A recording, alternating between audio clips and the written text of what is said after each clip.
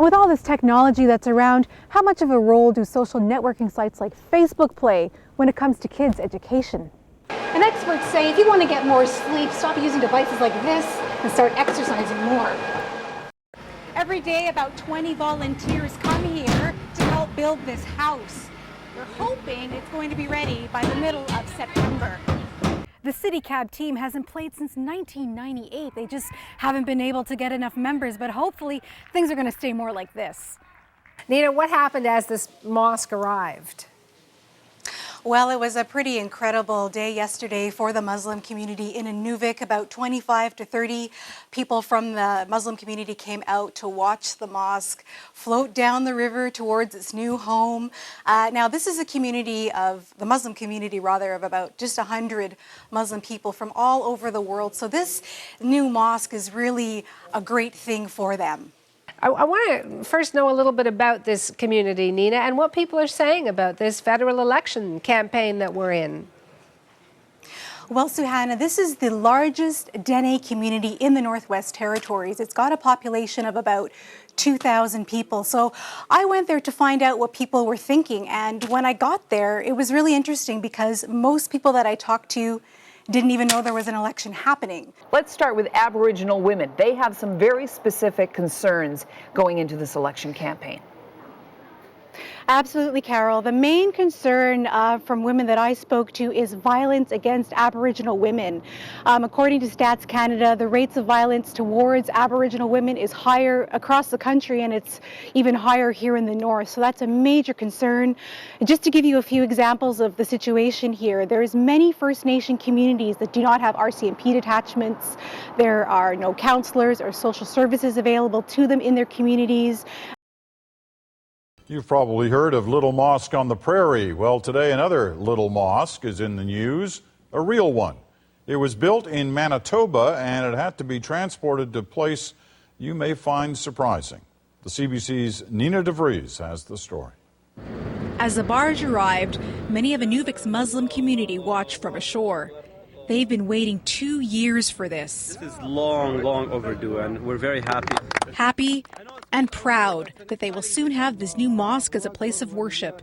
They've currently been using an old trailer for their prayers. We just converted it into a mosque, but it was getting smaller the community started growing and growing, so that's when we decided to find another mosque and bring it up.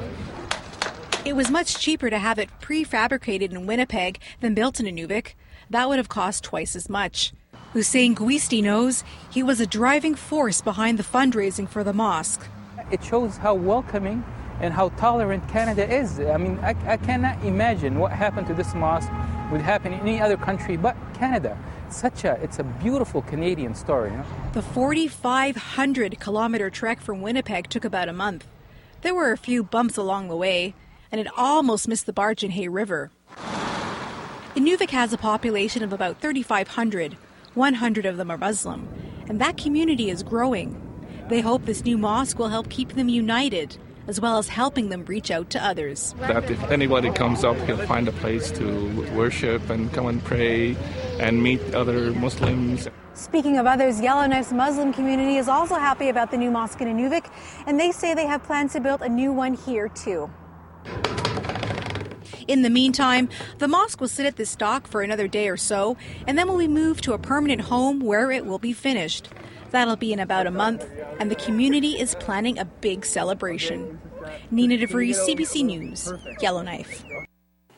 That was Carolyn Dunn in Sudan, and that country may seem a world away, but not for the small Sudanese community in Yellowknife. They are watching this weekend's vote, hoping it could change the course of that country's war-torn history. CBC's Nina DeVries has the details. The old Sudan. Robin Angus is from southern Sudan, now working as a cab driver in Yellowknife. He came to Canada as a refugee after witnessing things no child should during the Civil War in his country. I saw my face, like my sister, my brother, my uncle, they died there.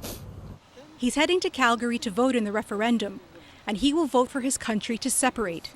He's tired of seeing poverty and suffering. He thinks the South will be better on its own. As you grow up there, the people don't have road, no access road, no light you can see. But not everyone in Yellowknife's small Sudanese community has the same point of view. Others say they'd like to see the country stay united. Sadiq Boulad is from Khartoum, the country's capital, and was a politician back in his homeland. He worries separation will do more harm than good.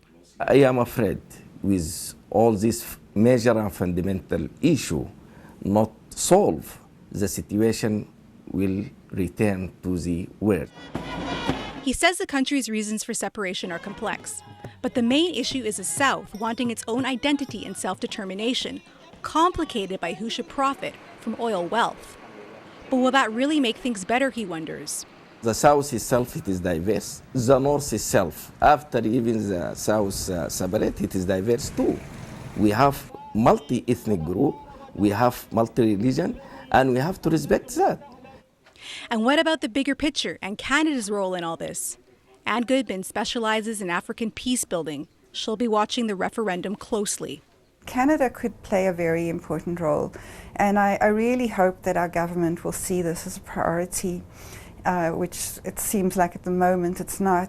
As for Agnes, he says he's uncertain of the road that lies ahead, but he's hopeful things will get better for his country. Nina DeVries, CBC News, Yellowknife. Well, we like to think we're a hardy bunch here in the Great White North. Now a contest is challenging Canadians to figure out just who is the coldest. The prize? A trip to the relatively warm climes of New Zealand. Nina DeVries checks out the competition from Yellowknife. Mark Swidicki wants to be the coldest Canadian, and showing water evaporated midair, he may have a pretty good chance. Nobody else is crazy enough to go on the lake like this. I am Canadian. Yeah, I'm the coldest Canadian. He's just one of many who want to win the free trip to Kiwiland, and is not the only one showing some skin, like this video from Guelph, Ontario.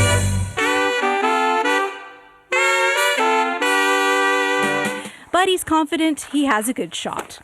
I've always wanted to go to New Zealand, and I never get the opportunity to actually put down money to go to New Zealand, and this would be a great opportunity to take my wife and maybe go and have a nice little trip, because I've been working up in the cold for a very long time. He's not the only one. I am the coldest Canadian because minus 27 feels like a spring day. Chandra Krimsky, also a Yellowknifer, is hoping for some fun in the sun. I am the coldest Canadian because where else are you going to drive on an ice road that's 30 inches thick?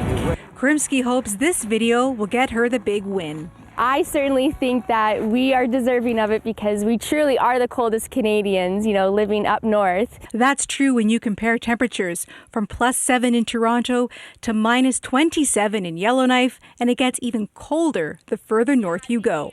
Still, what she really wants the judges to see: it's a great city, so unique to Canada, and such beautiful culture. There's great things. We have the Northern Lights, we have the ice roads. The public is being asked to vote on who the coldest Canadian will be. So one of the things that Chandra did in her video was enjoy a Tim Tam Slam, which is actually a New Zealand treat.